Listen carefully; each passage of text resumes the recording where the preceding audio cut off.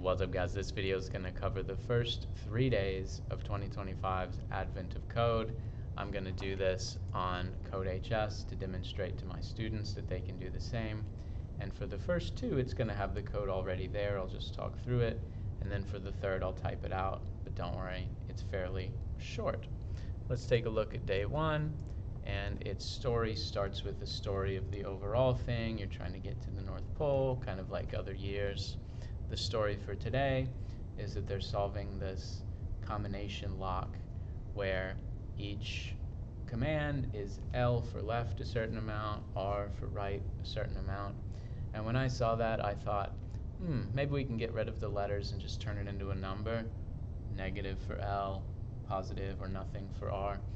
I didn't do it, but it turns out I should have, so I changed that for my final draft. Another thing that I thought, and it turned out to be right, was I bet this is a mod problem. I bet you take the state of the dial plus any move, mod the amount of clicks, all the way around the length of the whole thing, which is, in this case, is 100, and that's correct for this one. So part 1 asks how many times does it land at 0 at the end of or kind of between these moves. And that turns out to be very straightforward.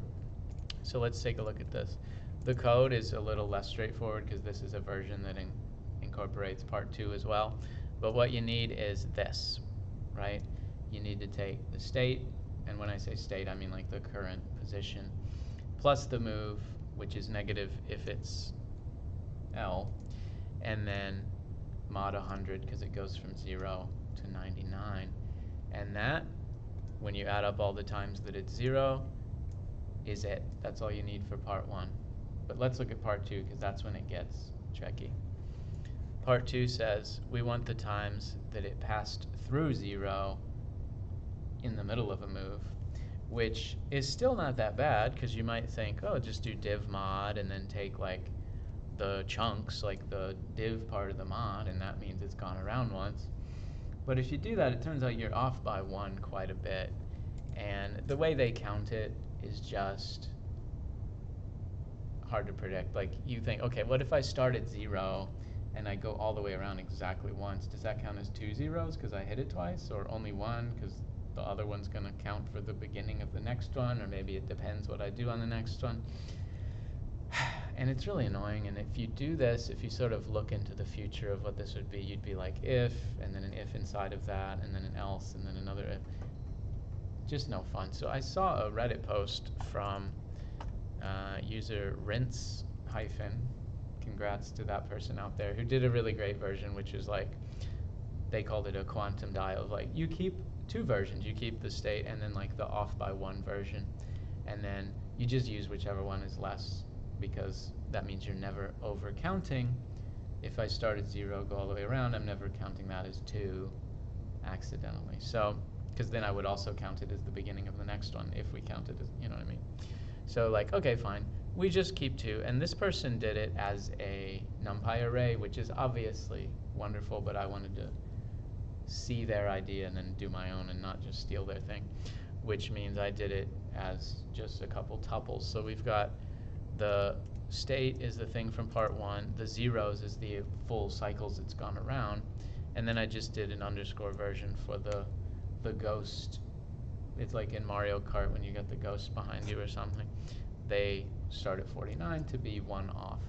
And then we take the min of that so that we, or the absolute value, so we, like if we went left 20 times, that's the same as going right 20 times.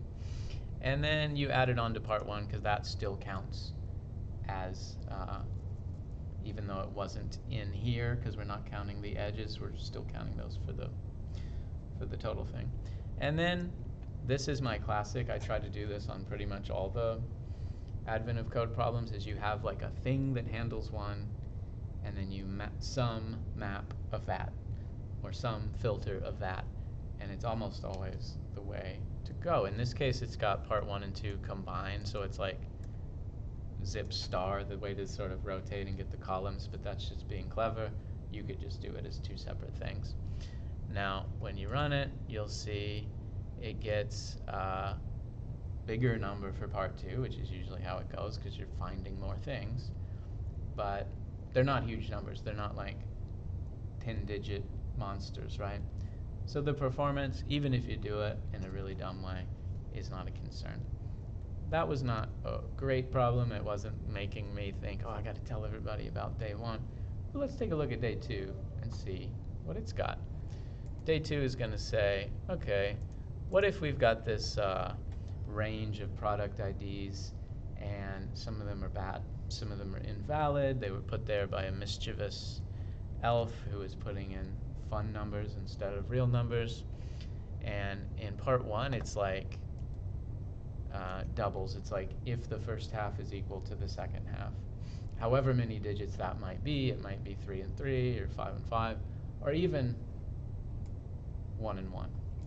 So right away, all the odd number links are gone because we don't have to worry about odd numbers. They're not going to be half and half. And then for the evens, we just see if the first half matches the second. So that's fine, right? The code is going to look worse because it's a version that handles part 2, but I'll show you in a second. And so this is all you need for part 1. Okay, get the digits by turning the number into a string. And then, hey, we got our old friend divmod again because it's very useful. And I always hate when other programming languages don't have it. I find myself making a divmod in JavaScript or whatever. And so we say, okay, the midpoint is the div 2 because it's like however many chunks of 2 there are. Well, if you do chunks of 1, that's halfway. And then is odd is whether or not there's a leftover. So if there was, well, it's definitely not qualifying as our half and half thing. And if it is, then we check this. Up to the midpoint equals midpoint and beyond. And yes, when you make a slice, it does make a copy, so it uses a little more memory, but it's not a big deal. Now, okay, that's fine. What about part 2? Well, part 2 says any repetitive chunks, half, thirds, quarters, sevenths, any repetitive chunk counts. So this is like, oh, here's one that would have qualified for part 1, but here's one, ooh, it's an odd number, but we wouldn't have ruled it out this time because you can have 3, 3, and 3. Or you could have a chunk of 2 5 times, or even a chunk of 1 n times, right? So then you go, okay, how can I handle that? I need to break it up into factors. Like if it was 12, then I got to check the 6, the 4, the 3, the 2, and yes, the 1. So, okay, that's fine. We check the factors, and then we batch into those factors. So if it's like 12 and I say 6, and I go chunks of 6, or 12 and 4, I do chunks of 4, etc. And then if they're all equal to each other, okay? That requires 3 little baby helper functions. So let's see what we came up with for that. Factors, I put a cache on it because it's really the same things over and over again. And this is like the classic loop mod again, because if you divide by that and there's nothing left over, then that means it was a factor. And I decided to start at the top and go down. I don't even know if that matters, but for some reason it seemed better to me.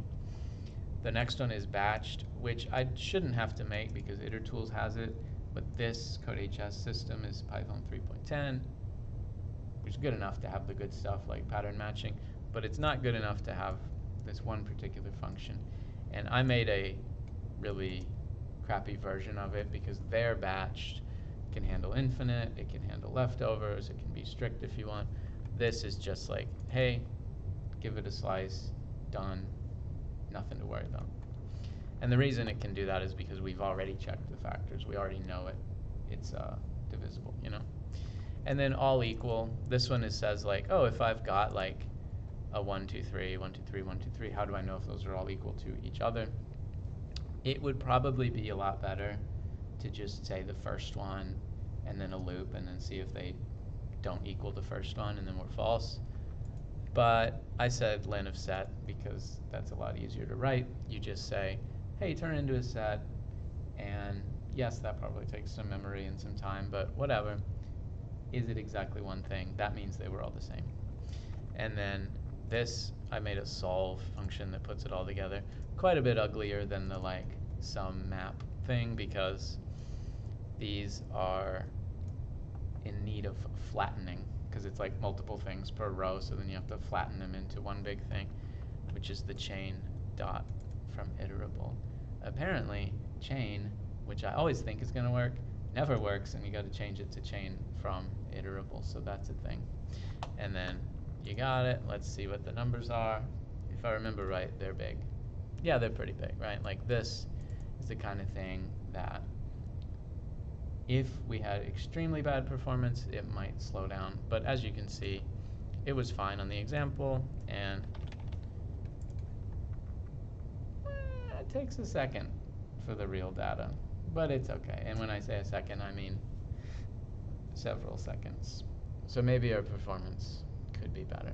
But that's, in fact, something I kept in mind for part 3, and I tried to make it a little bit better without doing work more than once or without making copies and stuff. So let's take a look at day 3.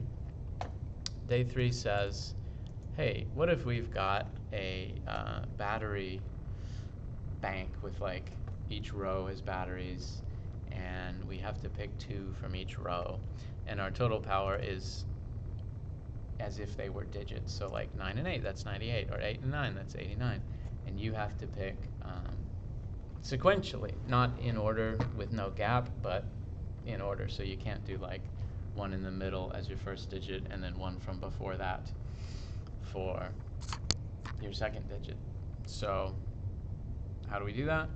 We're going to say the first digit can be anything except the last one, because if it was the last one, there'd be no second digit because there's nothing after to choose from. And then the second digit can be anything starting from wherever we chose the first one to the end, right? So like if I chose one from the middle, then the second one could be anything from that to the end. So it's like a sliding window, but also a resizing window, because it's not always the same width. And for part 1, that's fine. Like you just do it, maybe you do a slice, whatever, that's fine. But I tried to make a more generic version that would work for part 2, and I'll show you that in a second.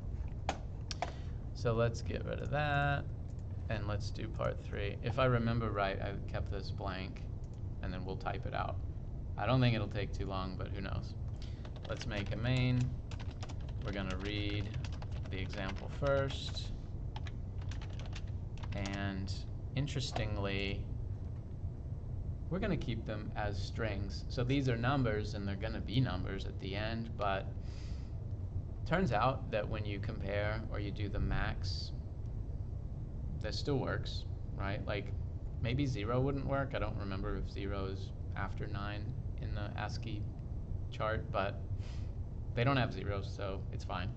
And when you assemble the digits, it's easier to have them be sort of abstracted away from the place. Like if I have a 9 in the tens place, it's 90, but if I have a 9 in the thousands place, it doesn't really know that it's a different thing. It's just a digit.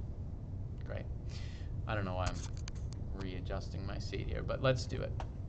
So let's just say absolute minimum. They call them banks for their battery thing. Absolute minimum parsing, which is just line.strip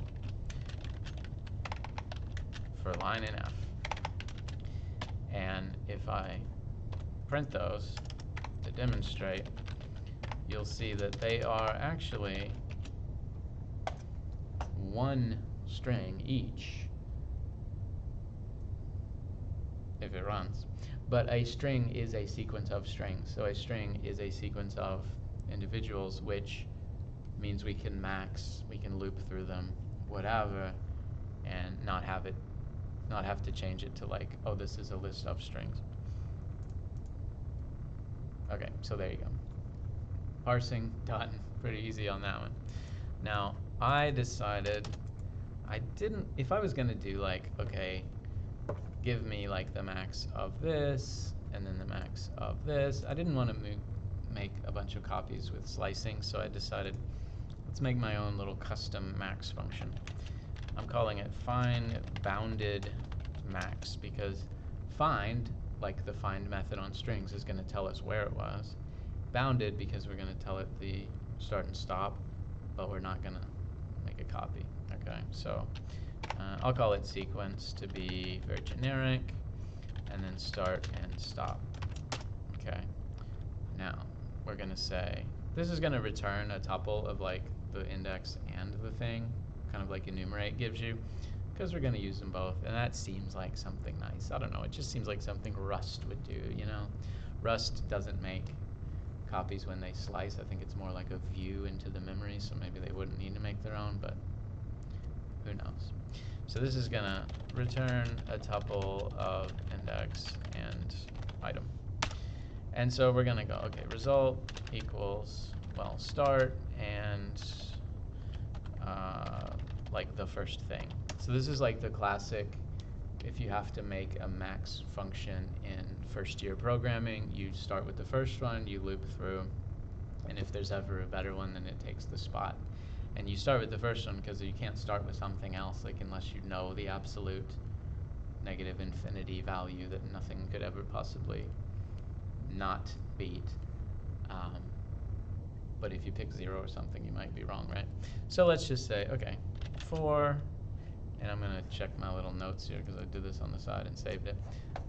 For I in range, so this is like a classic boomer loop with the index, and we're going to use that to avoid making copies and to avoid doing slices. This will have some annoying consequences, but we'll see in a minute. If the sequence at that spot is greater than the max, which is like the second half of our tuple here, then we're going to say, okay, well, now the result is the new index and the new sequence I. Okay.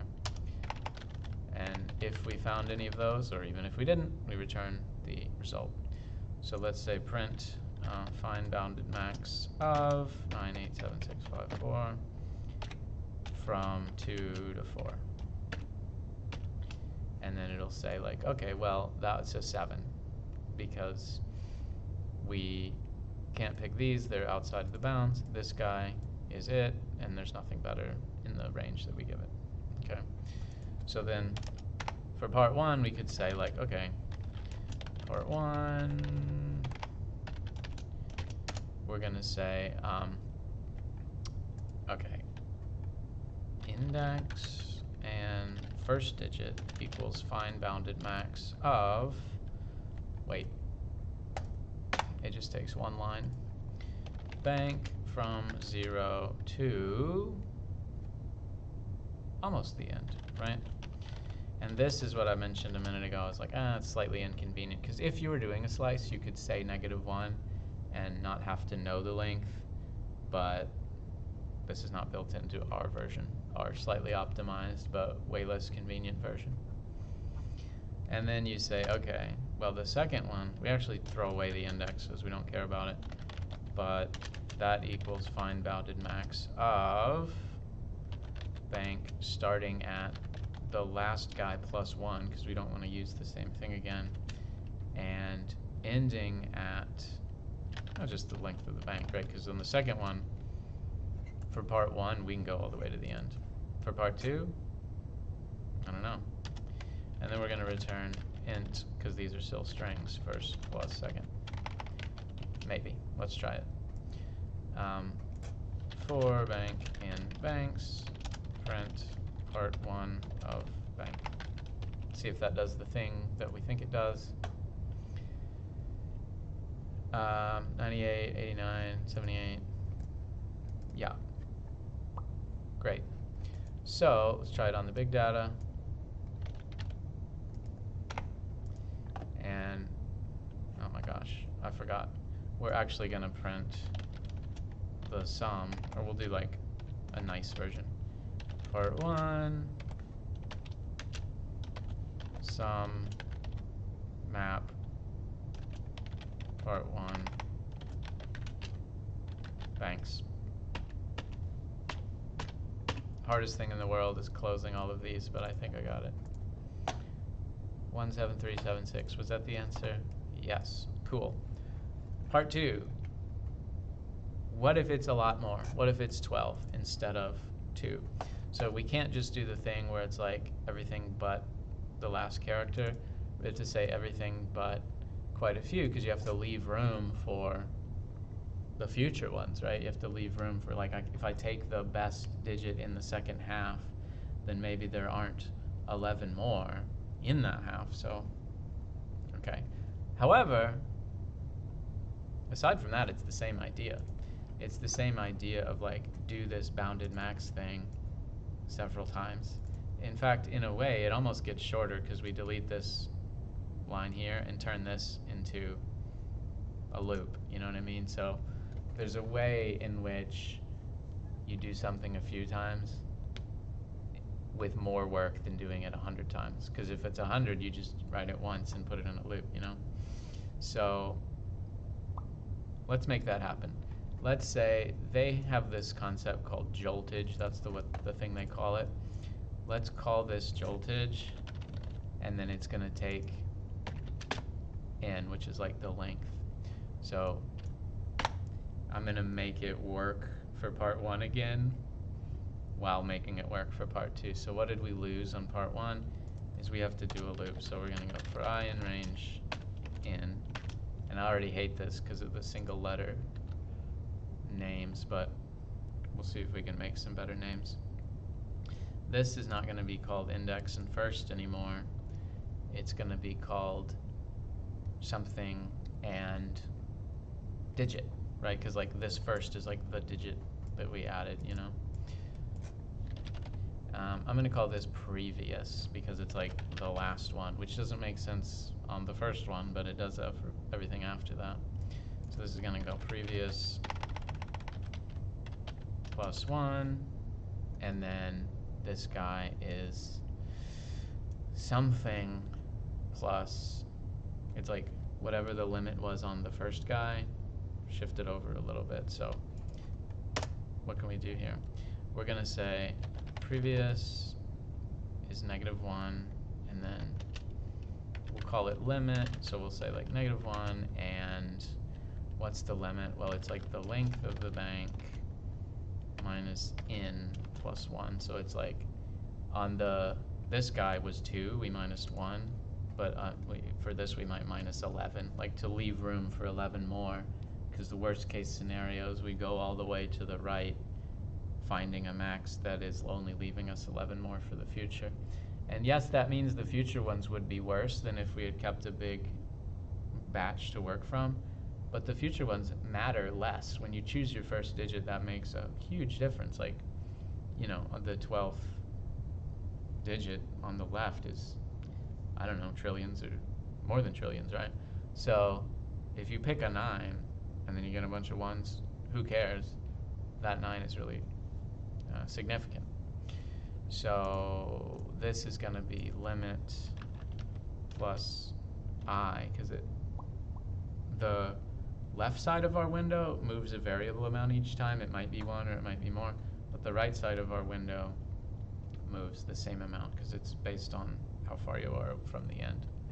And then you're going to say like, okay, now we need to actually put these in a result thing.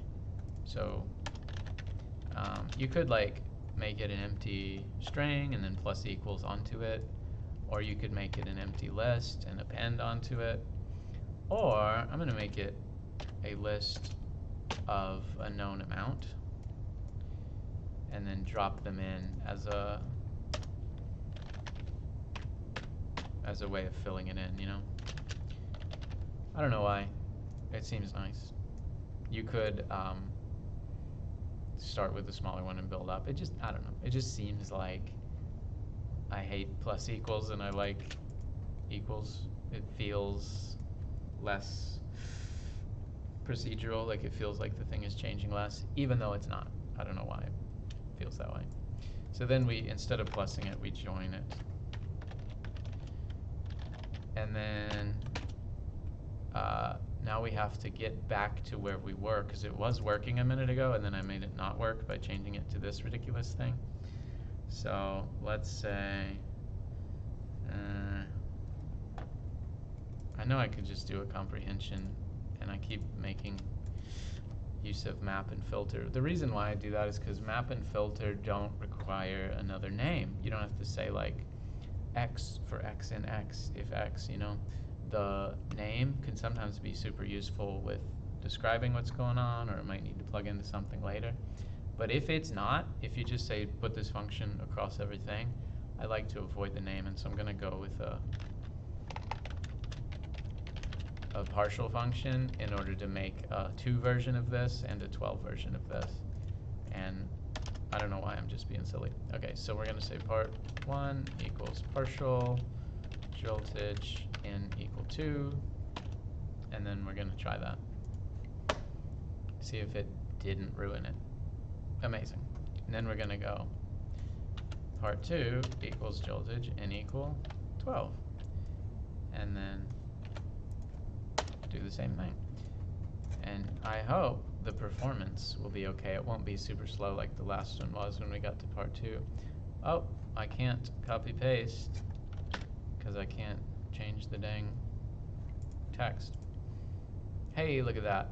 It's a huge number, but it didn't take long at all. And partially it's just that this is a different problem than last time, but partially it's because last time I was really unconcerned with performance, and on this one I said, okay, let's make sure we never do any slicing, we never make copies, we never unnecessarily do the potentially convenient but slow stuff. This is like absolute minimum. I mean, this is a function call where it could be inlined, but other than that, not too bad. And hey, it works. Let's make sure that was the answer. Yeah, there we go. So that video will stop here. And I've already done day 4, but I'll save it for another one where it's like 4, 5, 6 or whatever. If I find a really thrilling one that I love and I want to share, I might make a focused video on just that. But otherwise, I'll do chunks of 2 or 3, depending on how busy I get with all of this end of the semester stuff. Thanks to anyone who listened all the way, which is probably no one, but maybe the AI transcription is going to hear me. Thanks.